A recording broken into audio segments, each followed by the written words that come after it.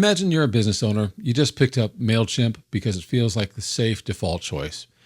Millions of small businesses run their email marketing on it. It's solid ground, or so it looks. In 2021, Intuit buys Mailchimp for $12 billion. And everything after that acquisition is public record. The layoffs, the CFO's own admission on an earnings call, the growth numbers going flat while every competitor grows by double digits. This isn't a warning about what could happen to a platform you don't own. This is what already happened in the open, and most of Mailchimp's customers didn't see it until it was already too late to plan around it. By the end of this video, you'll know exactly what to watch for so you're not the next business finding out the hard way. Hi, I'm William Beam. I went out on my own and did what most business owners do, picked up tools one at a time, and my bills kept climbing while the automations kept breaking. I spent years building systems at places like Lockheed Martin and PwC. I just wasn't using that skill set on my own business.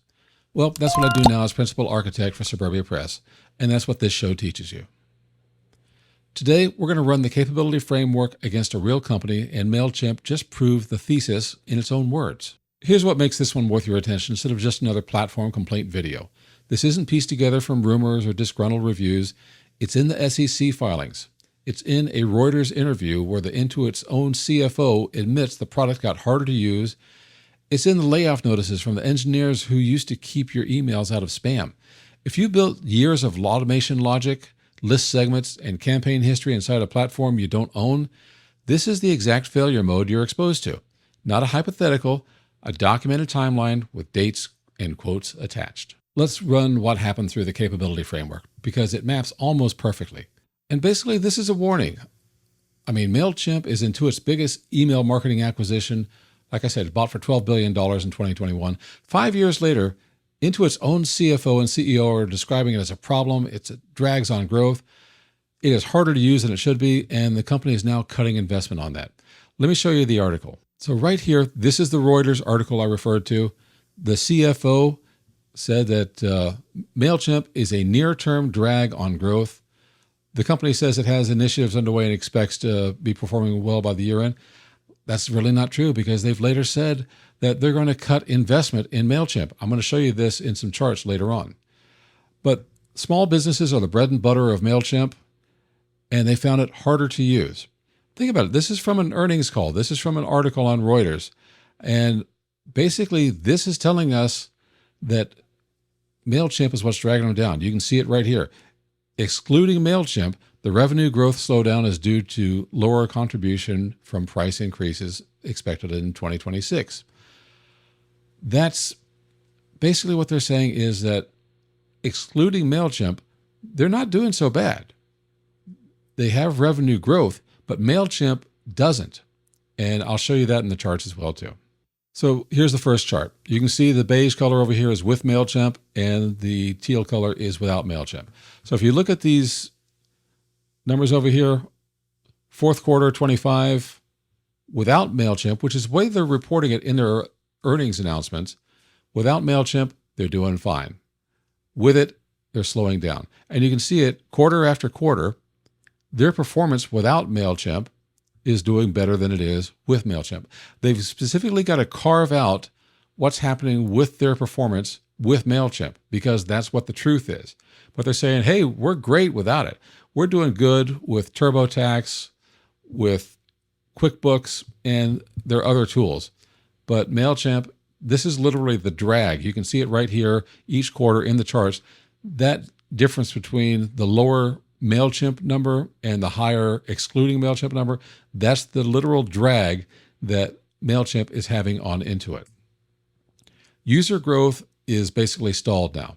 So they still have more users than any other mail platform, 11 million users, but the growth is flat, meaning they're not growing. People are leaving, some people are coming in, but they're not gaining. But if you look at these other companies, Brevo, HubSpot, and on down the line, you can see as a percentage growth, they're gaining. They still don't have 11 million users, but they're growing. Mailchimp is not. And just to call it out, this is what it said in the article I just showed you. Mailchimp is a near-term drag on growth.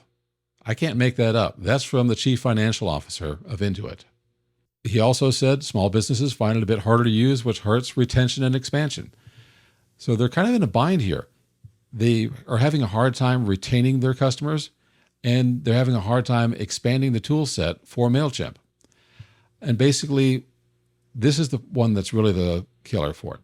Mailchimp's revised cash flow profile will generate more value for Intuit. I mean, they'll get more money out of it than a third party is likely to pay for that asset. They want to sell it off. They want to get this out of their catalog because it's causing them a drain, but yet it's still bringing in more revenue that Intuit can handle, but a buyer could not. That's a strange place to be in, but that's from the chairman and CEO of Intuit. So in terms of revenue you get from a third party, just not there right now. They can't sell this dog. This is the last part from May 2026, and this is from their communications team. We are reducing our business investment in Mailchimp. Don't expect new features. Don't expect improvements. They're reducing their investment because it is a drag on growth. And this is also from the chairman and CEO from an internal memo, reducing investments in areas, including Mailchimp, and streamlining our engineering and product organizations. You know what that streamlining means? That means layoffs. That means they're cutting staff. And one of the people they cut out was Evan Burke.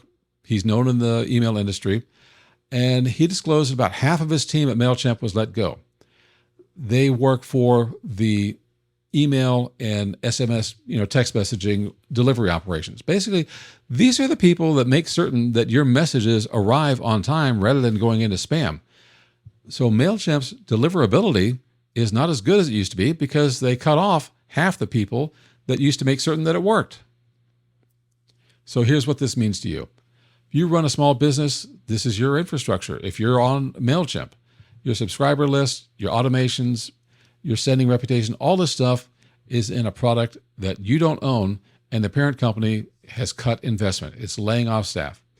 Doesn't mean you have to panic right now, but it's reason to know that you're depending on something.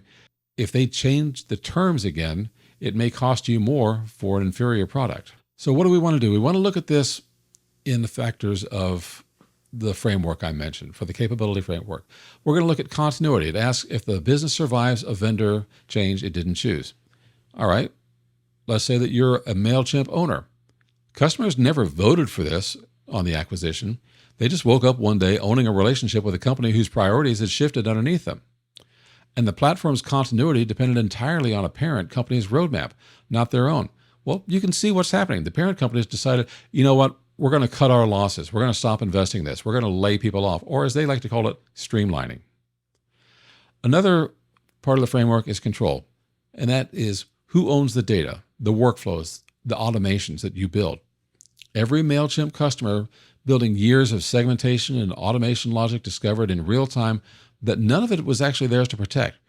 If Mailchimp has a problem, you can't export that information. You can export a list of your contacts, but the automations, the workflows, all that other stuff, no, that's proprietary. There is no universal format for exporting an automation. You can use it until it wasn't convenient for somebody else. The next thing we're going to look at is coherence, and it asks us whether the system still makes sense in the context of everything else. A platform can be perfectly coherent on the day you sign up and completely incoherent 3 years later, once the owner's incentives changed and yours didn't move with it. So the business owner who thought they were on stable ground finds out the ground was never theirs to control. So this is the exact 5-question structure behind the architectural risk assessment. Account ownership, automation portability, cost scaling, platform dependency, all these things stop being abstract categories once you can point to the Mailchimp as a live example. Personally, I use a self-hosted stack, and it doesn't have this failure mode because there's no parent company that can decide your product line is no longer a growth priority. When you own your software, maybe you have licenses for support and upgrades, but the software is yours to run. You're in control of it. Nobody else is hiding your data someplace else. When I ask you the questions like, who owns your data? If you don't know where that data is, you don't own it. For example, what server is it on? What country is it in? Do you have any idea where your data is if you're using software as a service? You probably don't. If you're using a self-hosted stack, you know exactly where your data is because it's on the server that you control. I use Fluent CRM. It runs on infrastructure that my business owns, which means the risks we just walked through don't depend on someone else's acquisition strategy. Now, this is not my interpretation.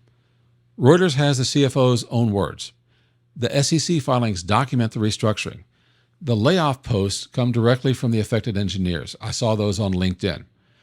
And the review sites show user sentiment turning before the layoffs even happen. In other words, this has been tanking since Intuit bought Mailchimp. That's why their growth is stalled. That's why their retention is problematic for them. Basically, it means the customers felt the decline before the numbers confirmed it. So continuity, control, and coherence all failed at once here. Not because Mailchimp is uniquely broken, but this is what happens to any system you don't own once someone else's incentives change.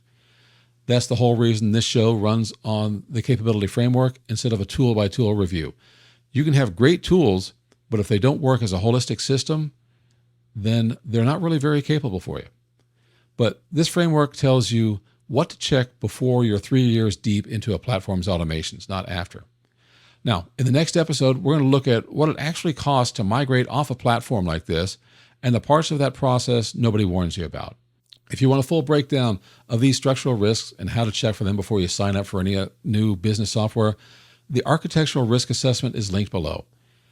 And if you're already weighing a move off a platform like Mailchimp, please come join us at the Suburbia Press community. That's where people work through exactly this kind of decision. The link for that is below too. Thanks very much. I'll see you again in the next episode.